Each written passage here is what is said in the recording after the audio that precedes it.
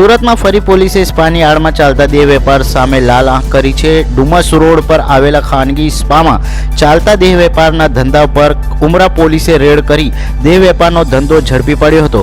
થાઈલેન્ડની મહિલાઓને ગ્રાહકો પાસે મસાજ કરવાના બહાને દેહ વેપાર કરવામાં આવતો હતો।